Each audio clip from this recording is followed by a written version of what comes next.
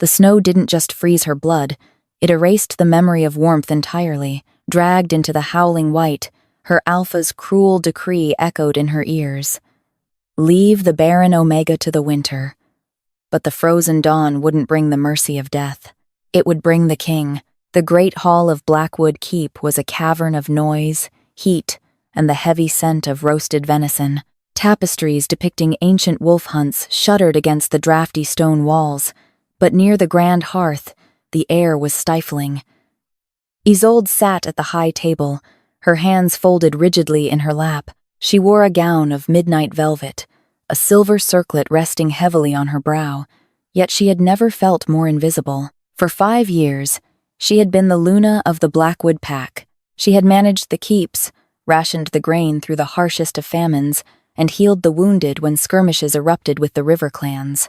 But in the eyes of her people, and more importantly, in the eyes of her mate, Alpha Alaric, she was a failure. She was barren. Beside her, Alaric drank deeply from his iron goblet.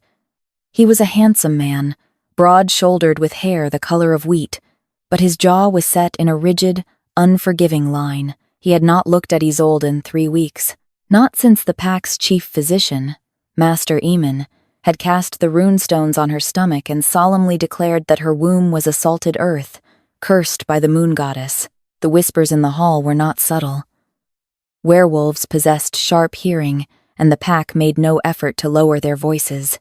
5 years and not a single swell of her belly, murmured Lady Beatrice, an elder sitting just a few yards away.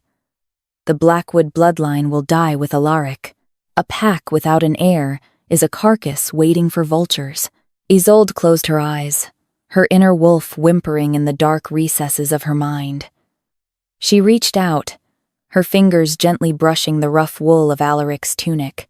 "Alaric," she whispered, her voice barely audible over the din of the feast. "Please, look at me." He flinched, pulling away from her touch as if she were diseased. The movement was small, but to an Omega, the rejection radiated like a physical blow. Suddenly, the heavy oak doors at the end of the hall groaned open, letting in a swirl of blinding white snow and a blast of freezing wind. The hall fell dead silent. The musicians ceased their strumming. Walking down the center aisle, flanked by 2 armed guards, was Rowena. Rowena was a younger Omega from the southern valleys. She had hair like spun copper and skin untouched by the harsh northern winds. But it was not her beauty that made the hall hold its breath. It was her scent, mixed with the sweet, floral aroma of a fertile Omega, was the distinct, sharp scent of Alpha Alaric, and beneath that, unmistakable to every wolf in the room, was the milky, sweet scent of a newly formed life. Rowena was pregnant. Isolde's heart stopped. The world tilted on its axis, the roar of the hearth suddenly sounding like rushing water in her ears. She turned to Alaric, her eyes wide with a desperate, pleading terror. "Alaric, what is this? Tell me this is a cruel trick." Alaric stood slowly. He did not look at Isolde. He kept his gaze fixed on Rowena as she approached the high table, a triumphant smirk playing on her full lips. "My people," Alaric's voice boomed, echoing off the vaulted ceilings. "For 5 years, I have honored the bond I made with Isolde. I have waited for the moon goddess to bless our union with an heir, but the goddess has spoken through her silence."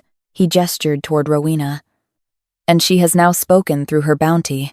Rowena carries my child, the future Alpha of Blackwood." A roar of approval erupted from the elders' tables. Isolde felt her chest cave in. Her wolf thrashed, howling in agony, tearing at the mental walls of her mind. They were mated. They had sworn oaths before the sacred fires. "You cannot do this," Isolde choked out, standing up. Her legs trembled so violently she had to grip the heavy oak table to stay upright. "I am your mate. I am your Luna." Alaric finally turned to her, his eyes devoid of the warmth that had once promised her the world. "You are an empty vessel, Isolde. A true mate provides for her Alpha, by the ancient laws of the first packs. A mate who cannot bear fruit within 5 winters may be severed." "Alaric, I built this keep with you," Isolde cried, the tears finally spilling over. When the red fever struck, I stayed by your bed while the others fled. I am your partner. You are a liability," he said coldly. He stepped forward, raising his voice so the entire hall could witness the brutal severing. "I, Alaric, Alpha of Blackwood, hereby reject you. Isolde, I strip you of your title, your lands, and my protection." The words struck like a physical axe. The mate bond, a shimmering, invisible thread that connected their souls, violently snapped. Isolde screamed, falling to her knees on the stone floor. It felt as though her chest had been sliced open and her heart ripped out without an anesthetic. She gasped for air, clutching her velvet bodice, blood trickling from her nose from the sheer neurological trauma of the broken bond. Rowena stepped up to the dais, looking down at the broken woman. "The law is clear, Alpha," she purred, placing a hand on her flat, yet precious stomach. "A severed, barren Omega brings a curse of famine upon the land. She must be purged." "No," whispered Greta, Isolde's young handmaiden, rushing forward, only to be held back by a guard. "My Alpha, please. It is the winter solstice. A blizzard rages outside. The law is the law," Alaric declared, his voice devoid of pity. "Take her. Strip her of her pack colors. She is exiled to the howling peaks. Let the moon goddess judge her worth in the snow." Guards lunged forward. Large, rough hands grabbed Isolde's arms, hauling her up from the floor. She couldn't fight. The pain of the severed bond had left her muscles like water. They dragged her down the center aisle, her silver circlet tumbling from her head and clattering loudly against the cobblestones. They hauled her into the courtyard, the biting wind instantly stealing her breath. A guard named Garrick, a man Isolde had once nursed back to health from a boar attack, roughly tore the thick velvet cloak from her shoulders, leaving her only in her thin linen underdress. "Sorry, Luna," Garrick muttered, avoiding her eyes. "Pack orders." They dragged her past the iron gates of the keep, out to the edge of the tree line where the howling peaks began their treacherous ascent.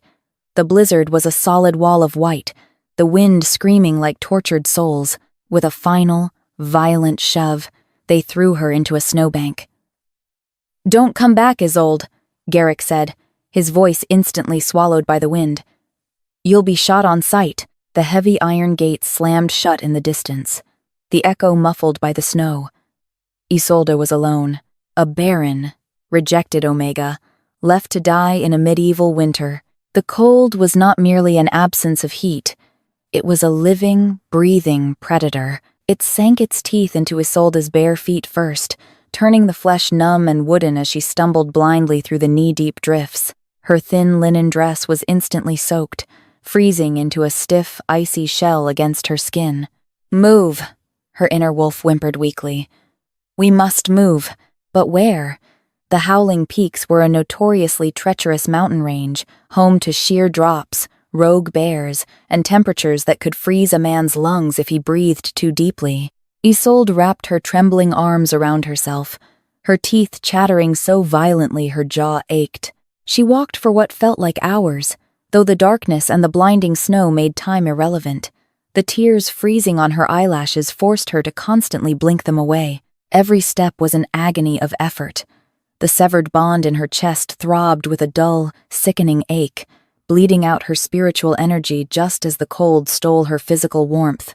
Eventually, the shivering stopped. Isolde knew enough about medicine to know what that meant. Her body had given up trying to generate heat. The excruciating pain in her extremities began to fade, replaced by a bizarre, lethargic heaviness. She tripped over a snow-covered root, crashing hard into a drift.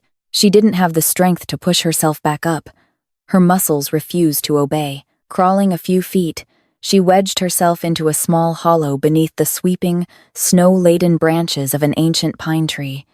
It offered a meager shield from the wind. Curling into a tight ball, she closed her eyes. Strange hallucinations began to flicker in her mind. She thought she felt the warmth of a hearth fire. She saw her mother's face, smiling at her from across a sunlit room. The pain of Alaric's betrayal began to drift away, replaced by a soft, welcoming darkness. "I am sorry," she whispered to her inner wolf. I wasn't enough. Her wolf gave one final, sorrowful sigh, and then silence.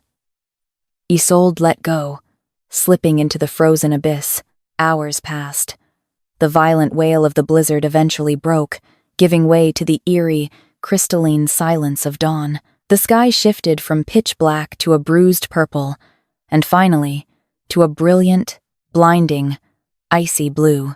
The forest was buried, transformed into a pristine, deadly sculpture gallery. Through the heavy snowdrifts, a rhythmic, crunching sound broke the morning silence. A procession moved through the treacherous pass. These were not the men of the Blackwood pack. They rode massive, armored war horses, their breath pluming in the freezing air. The guards wore thick cloaks of black bear fur over dark steel chainmail, heavily armed and vigilant. This was the royal hunt of the Ironcrest Kingdom. At the head of the vanguard rode King Cassian. Cassian was a legend, whispered around hearthfires to frighten children and command the respect of alphas. He was the Alpha King of the North, a man who had united the feral Highland territories through sheer dominance and tactical brilliance. He was a giant of a man, his broad shoulders easily filling the massive saddle of his destrier. His face was a landscape of harsh angles, rugged and handsome, marred only by a thin, faded scar that ran over his left eye, a souvenir from a duel he had won at the age of 18.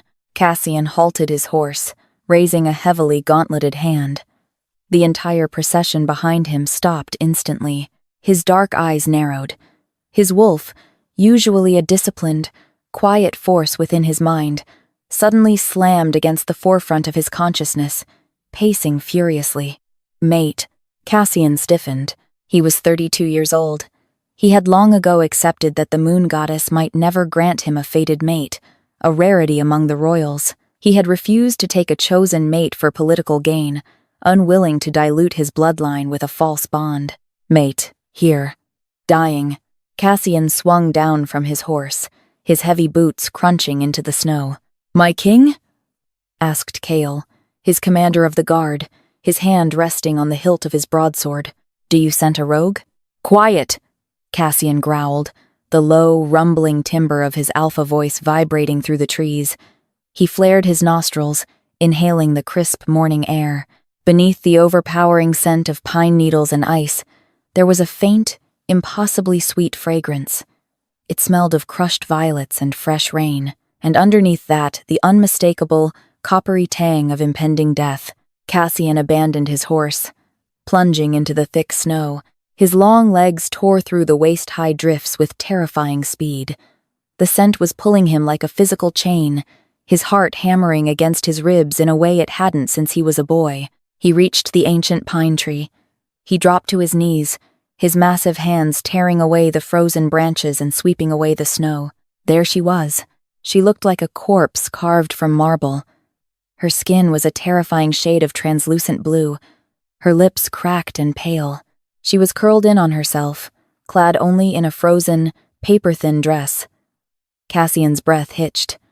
As his eyes fell upon her, the universe seemed to snap into sharp, agonizing focus. The missing piece of his soul, the void he had carried his entire life, slammed shut. She was his fated mate, and someone had left her out here in the snow like garbage. A roar ripped from Cassian's throat, a sound so primal, so filled with bloodlust and possessive fury, that the horses on the path reared in terror, and his elite guards took a collective step backward. It was the roar of an Alpha King, whose most sacred treasure had been defiled. He stripped off his massive sable cloak, an impossibly heavy and warm garment, and wrapped it securely around her fragile, frozen body. He pulled her against his chest, uncaring of the snow soaking his tunic. She was so light. Too light.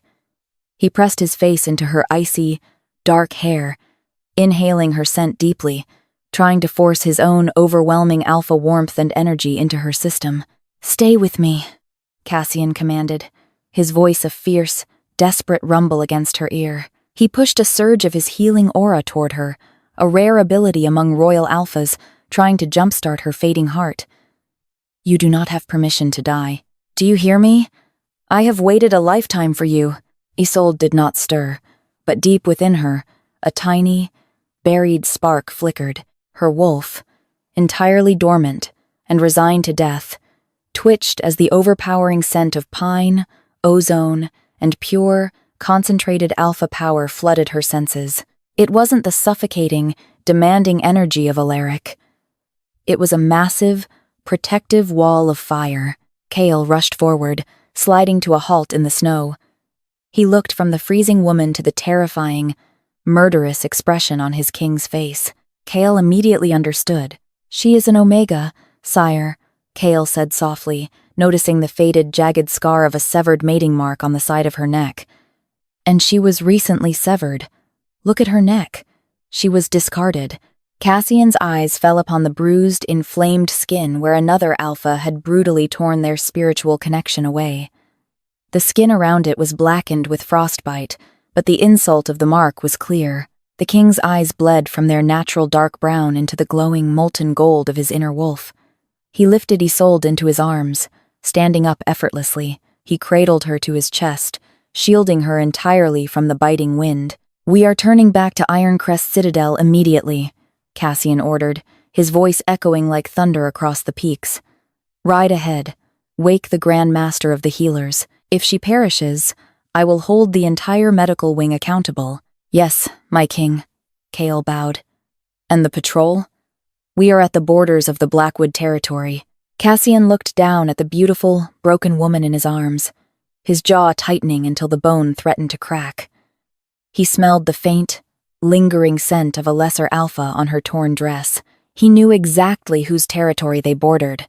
"Let the patrol wait," Cassian said, his voice dropping to a deadly, quiet whisper that promised absolute slaughter. "Once my queen is safe, I am going to march on Blackwood Keep, and I will leave no stone standing."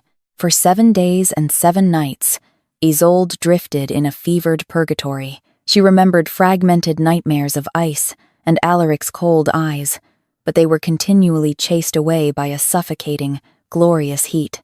A scent of crushed pine and lightning anchored her to the mortal realm. When she finally opened her eyes, the biting wind of the howling peaks was gone.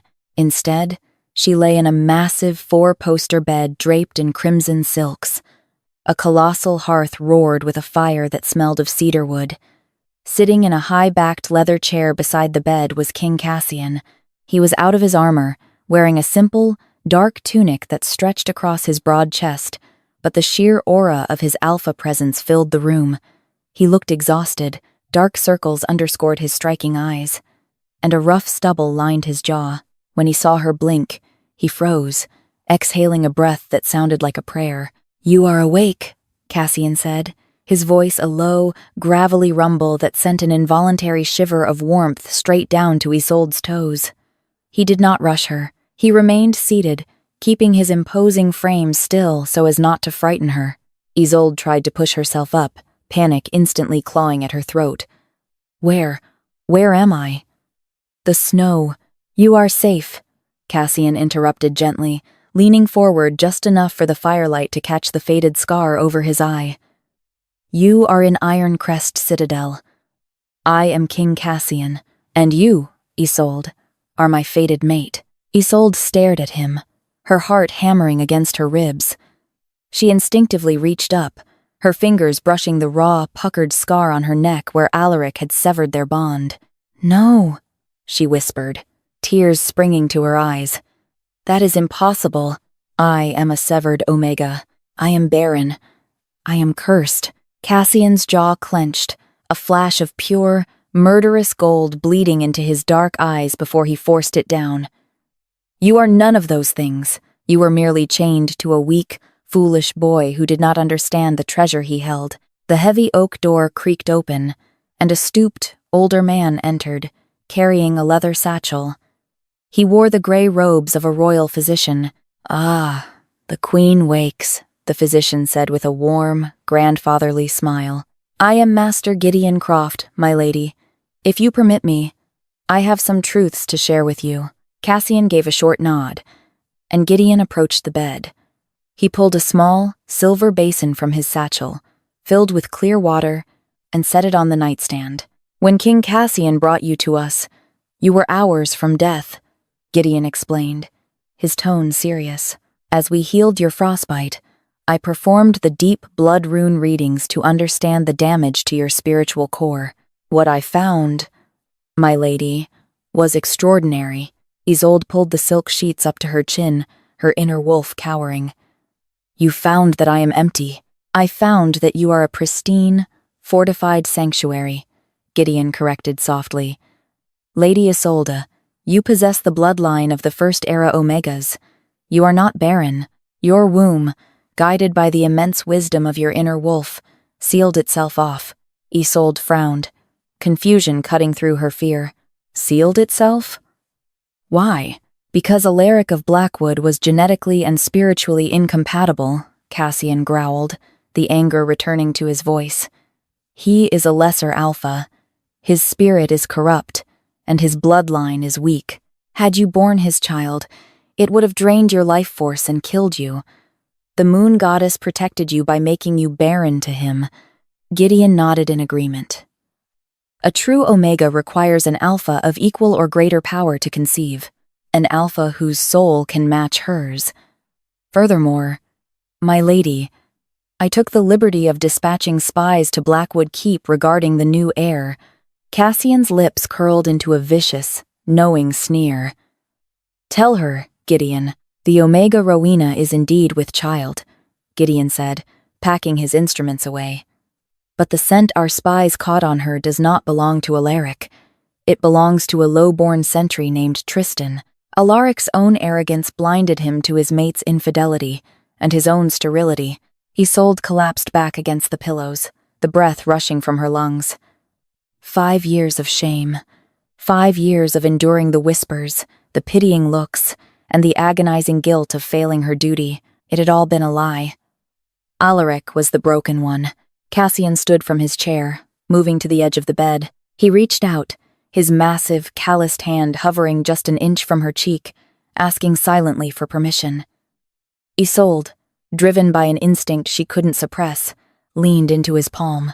The contact was electric. A rush of pure, golden warmth flooded her chest, completely overriding the lingering ache of her severed bond. He threw you to the wolves, Cassian whispered fiercely, his thumb brushing a stray tear from her cheek. He thought the winter would claim you, but the winter belongs to me. Heal, my queen. Gather your strength. Because when the snows melt, we ride south, and I will make him watch as I take everything he holds dear. 3 months later, the spring thaw had turned the courtyard of Blackwood Keep into a miserable pit of mud. Inside the great hall, the atmosphere was a far cry from the opulent winter solstice feast. The tapestries were moth-eaten, the hearth was barely smoldering, and the tables were bare save for a few hardened loaves of bread. Alpha Alaric sat on his wooden throne, looking haggard. Without Isolde to manage the pack's ledgers, trade with the southern merchants had completely collapsed. The grain silos were empty. Rowena, sitting beside him with a heavily swollen belly, was constantly complaining about the lack of salted meats and fresh silks. We need to raise taxes on the farmers, Rowena whined, fanning herself lazily. I cannot be expected to bring the heir into a keep that smells of wet dog and despair. There is nothing left to tax, Rowena. Alaric snapped, rubbing his temples. He had thought severing Isolde would lift the curse of famine, but instead, it had invited ruin. The pack was starving, and dissent was brewing among the elders. Suddenly, a deafening horn blast shattered the gloomy silence of the hall. It was a war horn. Not a Blackwood horn, but the deep, terrifying, resonant bellow of Ironcrest brass. The heavy oak doors of the great hall were violently kicked open, tearing from their iron hinges and crashing to the stone floor. Panic erupted among the starving pack members as heavily armored soldiers of the Ironcrest vanguard marched in, their broadswords drawn, forming a lethal perimeter. Alaric shot to his feet, his heart dropping into his stomach. Standing in the ruined doorway, silhouetted by the pale spring sunlight, was King Cassian. He wore full battle armor, a magnificent cape of black wolf fur billowing behind him. He looked like a god of war descended to pass judgment. "King Cassian!" Alaric stammered, his alpha bravado instantly dissolving into terror. He rushed down the steps of the dais, bowing deeply. We did not expect the crown. What is the meaning of this intrusion? Blackwood pays its tithes. Cassian did not look at him. He stood perfectly still, his golden eyes scanning the pathetic, crumbling hall. I did not come for your tithes, Alaric. I came to reclaim stolen property. Alaric blinked, bewildered. Stolen property? My king? We have stolen nothing from the crown. You misunderstand, Cassian said, his voice dropping to a lethal, vibrating baritone. I came to retrieve the dignity you stole from my queen. Cassian stepped aside, offering his gauntleted hand to someone waiting just outside the threshold. The entire hall gasped collectively. Several elders dropped to their knees. Stepping into the great hall was Isolde. But she was not the broken, weeping woman they had dragged into the blizzard. She was radiant. She wore a gown of breathtaking emerald silk, embroidered with the silver crest of the Iron Crest King. A delicate crown of forged Valyrian steel rested upon her dark hair. Her skin glowed with vitality, her eyes sharp and fearless, and beneath the emerald silk, her belly was undeniably, beautifully rounded. She was carrying the king's child. Alaric staggered backward as if he had been struck by a warhammer. All the blood drained from his face. Isolde? How? I severed you. You were Barren. I was never Barren. Alaric, Isolde said, her voice clear and commanding, carrying effortlessly through the dead, silent hall. I was simply starved. My soul rejected your weakness. It saved itself for a true alpha, Rowena shrieked from the dais, pointing a trembling finger at Isolde. Lies. She is a witch. She has ensorcelled the king. Alpha, defend us. Cassian's eyes snapped to Rowena, and the sheer weight of his alpha aura slammed into the room. Several weaker wolves collapsed, gasping for air. Even Alaric fell to one knee, clutching his chest. Silence, whore, Cassian commanded. He gestured to two of his guards, who dragged a battered, bleeding man into the hall and threw him at Alaric's feet. It was Tristan, the sentry. Tell him, Cassian ordered the guard. Tristan coughed up blood, unable to meet his alpha's eyes. I'm sorry, Alpha. The child. Rowena's child. It's mine. We've been sleeping together for a year. Alaric let out a strangled, pathetic cry, looking from the bleeding guard to the pale, terrified face of Rowena. The ultimate betrayal. The heir he had sacrificed his true mate for was a bastard pup. You broke the sacred laws of the First Era, Cassian declared, drawing his broadsword. The scrape of steel against the scabbard rang like a death knell. You severed a true Omega without cause. You left my mate to freeze. Mercy, my king, Alaric begged, crawling forward in the mud tracked in by the soldiers. I did not know. Have mercy. Isolde looked down at the man who had been her whole world, feeling nothing but a profound, cold pity. The moon goddess judged me in the snow. Alaric, Isolde said softly, her hand resting protectively over her swollen belly. Now, it is your turn. Cassian did not behead Alaric. Death was too quick. Instead, using the ancient, terrible right of the Alpha King, Cassian laid his hand upon Alaric's forehead and violently stripped him of his alpha command, shattering his inner wolf. Alaric screamed, collapsing into a weeping, broken husk of a man. Cassian turned his back on the ruins of Blackwood Keep, taking his queen's hand. He led her out into the bright spring sunlight, leaving Alaric and Rowena to face the wrath of their starving, furious pack. The Howling Peaks had once promised Isolde a cold, forgotten grave, but they had merely stripped away the chains of a false life. From the frozen ashes of rejection, a true queen was forged. Ruling beside Cassian in the Iron Crest Citadel, Isolde transformed her deepest agony into her greatest power, proving that the moon goddess never abandons her children. She simply guides them through the winter to find their true spring.